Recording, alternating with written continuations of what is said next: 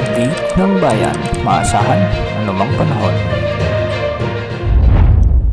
Magandang araw Pilipinas, narito na ang pinakahuling update sa magiging lagay ng ating panahon. Tuluyan lang nabuo sa loob ng ating area of responsibility ang isang sama ng panahon o low pressure area, at ito yung dating cloud cluster na minonitor natin kahapon at nabuo na nga bilang LPA. Huli itong namataan sa silangan ng southeastern Luzon.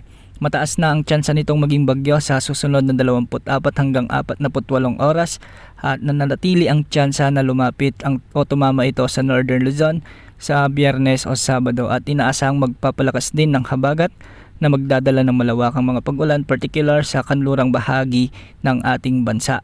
Sakaling maging ganap ng bagyo ay tatawagin itong bagyong Krising bilang ikatlong bagyo sa loob ng ating area of responsibility ngayong taon. At dahil nga sa LPA na ito, asahan na ang maulap na kalangitan na may mga pag-ulan at thunderstorm sa Caraga, Eastern Visayas, sa may Catanduanes, Albay, Sorsogon at Masbate. Ang mga lugar na ito ay posibleng makaranas ng mga katamtaman at minsan ay malalakas na pag-ulan, kaya posible ang banta ng mga pagbaha at pagguho ng lupa.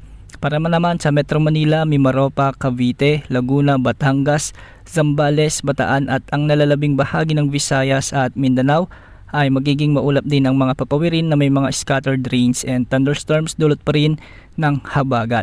At sa nalalabing bahagi ng Luzon ay magiging bagyang maulap hanggang sa maulap ang mga kalangitan na may mga isolated rain showers and thunderstorms, dulot pa rin ng habagat o southwest monsoon. Posible rin ang banta ng mga biglang pagbaha o pagguho ng lupa, lalo na kung may mga umiiral na severe thunderstorms. Wala namang nakataas na gale warning sa anumang baybaying sakop ng ating bansa, at ang mga pag-alon sa extreme northern Luzon at western sections ng Luzon at Visayas ay posible hanggang umabot hanggang 2.1 meters. 1.5 meters naman ang inaasahang pag-alon sa nalalabing bahagi ng ating bansa.